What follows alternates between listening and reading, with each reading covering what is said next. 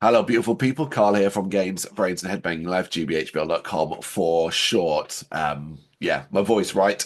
I'm a little under the weather. Getting better. I've been sick, but I really didn't want to have to wait to do this video. I want to talk to you about Nintendo Switch 2. Obviously, a lot of details out there, and I'm going to be referring to a couple of web pages as I talk through about some of the detail. Basically, just giving you my opinion and giving you my thoughts on where I'm at with it, the elements, the things about it, things that have been announced, the games, and so on. And just giving you a bit of a rundown on what you can expect from the console and what I think of it. So, of course, it is Nintendo Switch 2, the successor to the Nintendo Switch. Yes, I, like you, are super underwhelmed by the name. Nintendo Switch 2, it's all a bit meh, isn't it? Just like, oh, come on, guys, you can come up with a more imaginative name than that. But you know what it kind of is, right? I got thinking about this. I got thinking about this last night. So the obvious answer is, and I've seen the response to it, it should have been called a Super Switch, right? The Super Switch, like the Super Nintendo Entertainment System was the case. I think they didn't want to do that. I think they didn't want to do it because they want this console to seem like a legitimate successor. And by calling it sort of like the Super Switch, it ends up sounding like an upgrade, an impressive upgrade nonetheless, but just an upgrade. And I think they were kind of conscious of that fact and thought, no, we're calling it Switch 2. It sounds like like its successor. But when did we get so unimaginative with these titles? PlayStation's just going through the numbers. Xbox chooses its shit at random. Excuse me, I'm drinking coffee at the same time. I don't know if someone to bounce off here. I'm doing this alone. Otherwise, they could fill the space. But it is just me. But yeah, so Nintendo Switch 2, I get why they've done it, but it's certainly unimaginative. But there's Nintendo Switch 2, and yeah, it's finally going to come on June 5th. Priced at, well, let's talk about the price first, and so we. Priced at like $450, I think, US. In the UK, which is obviously where I am, it looks like it's going to be priced at £395.99 or £429.99 for a bundle that includes the launch game, the Mario Kart game. We'll get onto that in a bit. Yeah, it's expensive. It's very expensive. There's no getting around that. I would argue, stupidly expensive. This is a thing that I guess I could get more into maybe at the end of the video when I talk a little bit more about the game prices as well. But I question the pricing structure of this and in regards to the pre-order side things as well, because you can or will be able to pre-order it from I think April the 8th. So you'll be able to pre-order it from April the 8th, with it being officially released on June 5th. But there seems to be uh, sort of tricky details around the pre-order side of things. Basically, initial pre-orders are going to be offered on an invite-only basis to select members of Nintendo Switch Online. And this is for people who have had a membership for 2 years or more, have spent a certain amount of time playing paid Nintendo Switch games, or have opted to receive promotional messages, so newsletters, promos from Nintendo. Over time, the threshold for orders will be lowered and made available to everybody.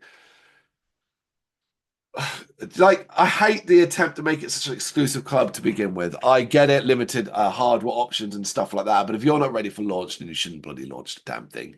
But yeah, like this reminds me of what they did with that Mario All Stars games, where it's like, what I'm going to do is we're just going to drip feed it, and then we're going to make it unavailable for certain people, so they're going to desperately want it. Yeah, it's an odd one. Do I'm going to check actually. I don't know when you get the invite, but I've definitely been a member for over 2 years. But I'm not sure if this. Yeah, I don't know if I'll put a fair amount into a solid amount into sort of main party get first party Nintendo games, but maybe not as much as they would like. And but I've definitely not signed up for the newsletter. I've definitely not signed up for the newsletter, so there's that. Either way, I don't think I'll be pre-ordering it. I don't think I'll be even trying to get it on launch either. I think I'm happy to wait for this one. I, I'll tell you now, I do want one. I do want one. And I'm going to tell you why as I go through. There are elements to do. I am a fan of my Nintendo Switch. It is not the main console I play. And that's the question I suppose I'd ask people. How many people out there are exclusively just playing Nintendo Switch and don't have a PlayStation, an Xbox, a PC, Steam, whatever? any of that, just exclusively play the Switch. I can't imagine it's that many. I'd imagine it's an aside console for a lot of people. So for me, I have my Switch mainly for the first party games. I don't play a ton of third party, but I do enjoy playing some on the handheld dock more than anything else. Its major selling point of Switch to me is its first party games, its emulator, its retro stuff, that side of things, because I love the Nintendo Switch Online, Nintendo 64 packs and stuff like that. And the ability just to play the odd third party game on the move. You know, the older games, I played them to death on, say, like consoles, things like Bioshock and all that, but just to be able to play on a handheld was very, very cool. How many people are just like, that's the only console I've got? Maybe it's more. Maybe I'm being stupid here. Maybe it's more than I think. But it just sort of feels like it's the kind of console you have alongside other ones. And that will be the case with the Nintendo Switch 2 as well for me. It'll be there and it'll be alongside the others. The fact that it's backwards compatible is like with Switch original Switch games is a big selling point for me. I have a solid catalog of physical games as well as physical copies. So, you know, I'm glad I'll be able to carry a lot of that over because I have some of the Nintendo Switch games that I haven't even really sort of played or started or just not been able to get into. You know, spoilers, I've struggled to get into the Zelda games on the Switch, and I've always been meaning to go back and really put time into them, at least the first one, Breath of the Wild. But because they're such large games, I've kind of struggled to get into them. I know, like, sacrilegious, right? But yeah, just the open world and stuff all has been quite off-putting to me. So let's get into key features of the Nintendo Switch 2. So it's going to have a 1080p 7.9-inch display with 120 Hz refresh and HDR compatibility. It also supports a 4K output and 120 HC with variable refresh rates when docked. So obviously quite a big hardware jump. This side of things, I simply don't care about. It's a personal thing, but I never get that excited about the statistics of my games and how they look and frame rates and stuff like that. Obviously, I want a game to look nice, and you know, I will note if a game is like looks terrible, obviously, but for the most part, I spend a lot of time in the indie world, so quality graphics and looking the best isn't my thing. It's certainly never been a selling point of a Nintendo console for me, and it's not here either. It's nice that these games, or a lot of them, will look better, but they're still not up to the level of, you know, what we're getting on a lot of the major consoles we have now. Um, but you know, it's cool. It's cool. It'll look nice. My worry is, and that's been pretty much confirmed, that it will absolutely wreck the battery on when it comes to handheld. And apparently, it's going to have a battery life of anywhere between 2 and 6 hours when not docked. And it's like, okay, 2 and 6. First off, that's a large freaking window, and I'd imagine it'd be closer to the 2 mark. But yeah, the idea of like, oh, my Nintendo Switch is going to die within 2 to 3 hours when I'm playing a game that's got, you know, taking a lot of power from it. Oh, great, awesome. Joy-Cons. Joy-Cons, of course, that's the thing. These are going to attach magnetically with a button to release them instead of how they currently do with the sort of locked-in sliders. Apparently, they have a larger SL and SR buttons. These are the ones obviously hidden when the Joy-Cons are actually attached. You know, there's ones inside. They make playing multiplayer games on one Joy-Con more feasible. The analog sticks are going to be bigger as well, going to be a lot closer to what you find on like a PS and an Xbox controller. They have what Nintendo is calling HD Rumble 2 built in, which is just a refinement of that. The Pro controller, all the same as well, of course, and a standard audio jack for connecting a headset. Both options come with Amiibo support built in. Obviously, it's Nintendo. The Switch 2 is going to come with 2 Joy-Cons, as you'd expect, with additional pairs priced at around $90. The C button. It's the C button, I suppose, which is the big news. This is always funny stuff to me, right? Give me a second. So, a lot of noise is being made. Well, this is one of the big features of it. And it's just like, I guess it shows you just sometimes how far behind the curve Nintendo are. That something as ordinary as this is being lauded as a major feature. I'm going to be right contrarian about this. I greeted this with about the level of interest as, you know, watching my cat do a dump. Who cares? I care nothing for it. But obviously, plenty of people will. So that's who cares, of course. But me personally, it means nothing. It stands for chat. C stands for chat. It's a dedicated way to enter a chat session with friends, as well as the standard features you'd expect from voice chat. Nintendo's built a Discord-like video sharing feature, which lets you show your gameplay to others and see other people's screens while they're playing. That's cool. It is cool. But the truth be told, I care so little for chat functionality. It's hilarious how this is like something that is such a standard. All right, it's a little different in regards to like the Discord style of things, and I do wonder about how that's going to work and how stable it's going to be and how strong it's going to be depending upon your internet connection. Um, of course, the chat function will work with a mic built into the console, but headsets are also support, and Nintendo are selling a camera that plugs into the USB port of the top of a console, which allows you to stream your face along with the game. So, there's a chance for them to sell stuff here. Uh, yeah, it's just the idea of, oh, wow, we're finally going to be able to chat on headsets while we play our games.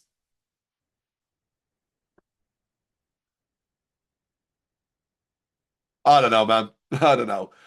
It's not a selling point for the Switch 2 for me at all. What is, and they're buggers for this, but we've always been wondering why it's not been on the Switch, and it's coming to the Switch too. It's going to work with GameCube games via the Nintendo Switch Online Expansion Pack. It's going to come with 3 titles at launch, which is F-Zero GX, Soul Calibur 2, and the one we all care about, or I certainly care about, The Legend of Zelda: The Wind Waker. That's a big selling point for me. I'm not buying a Switch 2 for the backwards compatibility, and not backwards compatibility, for the ability to play The Wind Waker. I just need to get a GameCube. It's fine. I can play it if I really want to. But it being there, I'm really happy about. I hope to God they are not going to just restart the other packs. That what we've already got available on the online expansion pack is just automatically there already. Do not start that crap again. They already drip feed that stuff. Let's really just keep building that catalog up, please, Nintendo. What else? Yeah, so stuff you can't see, new processor, GPU, more storage from 64 to 256, which is great. It'll support faster and more capacious micro SD cards. Obviously, this is going to lead to a lot better games overall. Multi-platform games that skip the original will obviously, chances are they'll get ported over as well. We'll get into some of the games that have been announced where at the end of this. Networking, the Switch will support Wi-Fi 6, so that's good. Better downloads. We've already gone through the costs. And the American prices are $450 standalone or $500 with the new Mario Kart. Bear in mind, the Switch originally launched at $300 and basically hasn't really changed its price since then. That's not great, is it? It's really, really not great. June 5th, we've already said, pre-orders beginning April 8th/9th. Yeah, so the battery, as I said already, 2 and 6 hours, not great. There'll be worldwide events. What else we got? Experiences. Yeah, so it will be backwards compatible, which I'm really, really pleased. Uh, it will feature access to Nintendo Online, so actually that's okay. That's good, that's good, that's good. Certain Nintendo Switch games may not be supported on or fully compatible with Nintendo Switch 2. Of course, that's the asterisk that comes with backwards compatibility. That's no surprise. As of April 1st, the vast majority of Switch 2 games are marked as compatible, so that is good to know. The only one title that's marked as compatible is Nintendo Labo Toy-Con 04 VR kit. Okay. So there's been suggesting that some old games will be enhanced when they're played through Nintendo Switch 2, but this is a little complex. What they are going to do is Switch 2 edition upgrades for a select few games, which will include improved resolutions and frame rates. For example, Metroid Prime 4 Beyond will be one that has that. The 2 mainland Zelda games, they will be free to Switch Online expansion members to these upgrades. Other ones that are confirmed: Mario Party Jamboree, obviously Breath of the Wild and Tears of the Kingdom, Kirby and the Forgotten Kingdom, which is going to have its own DLC as well, Switch 2 exclusive DLC, Pokemon Legends Z and A, and Metroid Prime 4 Beyond. No word on how much those paid upgrades will cost.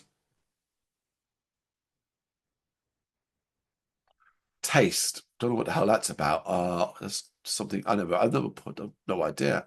So we've done pre-orders. Right, let's look at the games really. So basically on the hardware side of things, I'm going to stand by what I said at the start. A lot of it doesn't, I'm not that interested in. I do care, and I'm happy that the games will look better and run better, and there's a possibility for more to be released in the Switch 2. It needed to be an update. It doesn't feel like a giant leap forward. It kind of reminds me of sort of the earlier not the earlier, the sort of mid days of the iPhones, not now where we kind of like iPhones are doing the most basic upgrades and then charging you an insane amount of price, or like the early days of where the technology was jumping in leaps and bounds. More the middle, where we're getting kind of felt like things were improving and things were getting better, but it wasn't necessarily groundbreaking. It doesn't feel groundbreaking, but either way, it will be on my list to buy. But part of the reason why I don't have a ton of interest at trying to get it at launch, even if I got invited by Nintendo into special club, is because of the list of games that have been sort of announced to be released on release day or are coming forward. So I'm going to go through them all. There's a lot, and a lot of them are like TBAs more than anything else. But I'll give you kind of the details of what are launch titles and what we know. So the big one is a launch title is Mario Kart World. And this is being billed as an open world Mario Kart game where dynamic weather and you can play and do anything you want in within the game world. What? Look, honestly, I'm a stickler here. A Nintendo console should launch with a Mario game, but it should be a Mario game like well, like Odyssey, those kind of games. I find it staggering that this isn't the case here. I find it frustrating that it's not the case. And I find it laughable that the launch Mario game, the launch game that they're going to try and throw all the weight behind, is a Mario Kart World game that's open world. Um, Oh, what the hell, man? Why are we obsessed with open world games now? I find it so tiresome. I just want more games that just play like games with levels and areas to go to and you just complete. Everything has to be open world. And this attempt to make Mario this honestly, I wonder about the longevity here. Mario Kart's great to jump in and out of, but as a launch game, am I going to be going back to this over and over again and sinking hours and hours into it? I don't think I am. I find it incredibly disappointing that this is what they're doing, and I just don't really care for it. I can see me getting it, playing it, jumping in and out, and that's about it. Maybe online it might be more fun. I don't know, but even still, it's a karting game. It's a Mario Kart game. There's only so much you can do after those initial "oh wow, oh cool" and all that videos and content that you'll see from it when we're building up to it. Oh, that looks it goes from day to night as if like that's some brand new thing. I could just see me being bored, and it's got no longevity. Nintendo Switch 2 Welcome Tour. This sounds exactly what it is. Apparently, this is going to be paid. This is going to something you're going to have to pay for. I have no idea. Donkey Kong Bonanza. So my understanding, this is a 3D Donkey Kong game. Uh, yeah, this is going to be great. I'm very pleased to see this. Like, is this actually a 3D Donkey Kong game? Actually, I'm not too sure if it is 3D. It looks like it might just be. It looks like it just might be another sort of 2.5D. Let me find out some actual details about it. Here we go. No, it is a 3D platforming action game. Okay. All right. That's cool, cool, cool. I'm excited about that. It's been a while. When was the last actual 3D Donkey Kong game? 64? That one? Yeah, maybe. I love the Donkey Kong games. I love the Donkey Kong games, so I am well up for this one. This one, it's a shame this is a launch title. I think it would have been really cool to have this and Mario Kart World then as launch titles. All right. That's got a July 17th release date, I should say. Okay, elsewhere you've got, like I said, the earlier said before, the re-update one. So they're all launching on June 5th as well. Breath of the Wild, Tears of the Kingdom, and Super Mario Party Jamboree. Kirby the Forgotten Land plus the Star-Crossed World, which is the DLC. That's coming August 28th. Symphony Civilization 7 is also apparently coming June 5th. A load of basically games that are already out on other consoles are getting launched there. So we got Rune Factory, Hogwarts Legacy, Cyberpunk 2077, Deltarune, Fortnite, Daemon X Machina. That's September 5th. Survival Kids, Street Fighter 6, Yakuza 0 Director's Cut, Split Fiction, Bravely Default, Flying Furry HD Remaster, Kanutsu Game, Puyo Tetris, Nobunga's Ambition, Fast Fusion, Arcade Arcaves, Radium Remastered, that's June 19th, Tamagotchi Plaza, June 27th, Shadow Labyrinth, July 18th, Wild Hearts S, July 25th, No Sleep for Kaname Date from Al, July 20th. Story of Stevens, Grand Bazaar, August 27th. Tony Hawk's Pro Skater 3 and 4 Summer, Witchbrook Holiday 2025, Marvel Cosmic Invasion Holiday 25, and then a ton TBAs. Right, let's look at some of the TBAs. I should add Drag X Drive, Summer 2025, Hyrule Warriors, Age of Imprisonment, Winter 2025, Kirby Air Riders, TBA 2025, The Dusk Bloods, TBA 2026. This is the exclusive Switch from Software game. Probably one to get very excited about from Software. If you love those games, then hell, it's going to be great. And Metroid Prime 4 Beyond, TBA 2025. So that'll be very, very cool. From the sort of wider range, third party, we have Elden Ring, Hades 2, Hollow Knight, Silk Song, EA Sports FC, Madden NFL 25, Borderlands 4, Goodnight Universe, 2 Point Museum, Star Wars Outlaws, Starseeker Astronaut Expedition, Reanimal, Professor Layton, and the New World of Steam, Final Fantasy VII Remake, End of the Gungan 2, Hitman World of Assassination, WWE 2K25, NBA 2K25, Human Fall Flat 25, and Sonic X Shadows Generation. So plenty have been announced, but plenty just have TBA to be announced or confirmed on those release dates. It doesn't seem like there's going to be a ton of games on launch. And that goes back to the thing that I'm really feeling, which is this is worth sitting on. I think a lot of people are going to be thinking that as well. It's not about a price drop. I think it might be, if you're thinking price is too much, I definitely think it might be worth hanging on a year or so, at least as well, to build up the catalogue of games. That's the big part for me. Is there's just not going to be enough games. Excuse me. Not enough games to warrant the price, for warrant me getting in on day one and getting excited about the Nintendo Switch 2. That's the thing. I look at what's there right now. I look at what's being offered and look what's being suggested. I look at the hoops I'll have to jump through to get a console and the money I'll have to spend, and I think, no, I can wait. I'm okay. My Switch is still doing well. I've got plenty of games on that. It's going to be a while before that stops being like supported. Obviously, I've got my other consoles as well. I can wait. I can hold fire on my Switch too. Not buy it up front and just wait until maybe the price drops a bit or bundles become a bit more reasonable. There are more games available, and I understand kind of how it's going and how it looks. And I wonder how many other people are going to be thinking the exact same. Are you? Because I feel like that seems like a sensible sort of thing to do here. They'll only put a handful, no, more than a handful, but a certain amount up for pre-order as well, so they can sort of champion pre-order sold out and all of that kind of thing when it's first announced. So it looks like they're doing really, really well. But I wonder how many people are just going to sit back and go, nah, Nintendo, I'm going to wait on this. Particularly if you're kind of like in a family situation and the console, the Nintendo Switch is the family console. Similar to kind of like with the Wii U, you know, people weren't upgrading their Wii. They weren't paying the price. They couldn't see the sense behind that. I wonder how many will be kind of quick to jump on the upgrade side of things outside of the hardcore gamer, you know, audience. But even someone like me who, I don't know, sits in the hardcore gamer side of things, I'm more than happy to wait on this. I just don't have the excitement. But then I don't have the excitement these days about kind of consoles anyway. Everything's just baby steps and little drip feeds. You know, I care about the games. I care about that stuff. And my thing with Nintendo is the first party. I don't play my Switch. As I already said at the start, I'm not buying a Switch. I don't buy a Switch 2. I'm not buying a Switch 2. I don't play my Switch for third-party games. I'm always excited and going, oh, cool, new Zelda game, new Mario game, new Luigi's Mansion game, all of this sort of stuff. That's the games I pay up front for. Those are the games I buy full price. You know, I end up waiting for third-party games on sale more than anything else.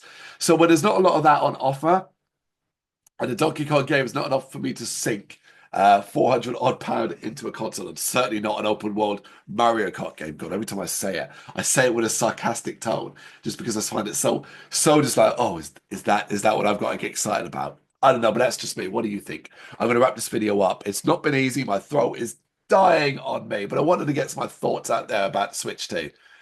What are you going to say? You got any thoughts that you want to share? Let me know in the comments. Thank you very much for watching. If you've enjoyed what you've seen, please consider hitting that like and subscribe button. It does help us out. You can find us at gbhbl.com and across all social media platforms. And if you really want to give us a bit of extra support, please consider buying us a cup of coffee over on our coffee page. Thank you.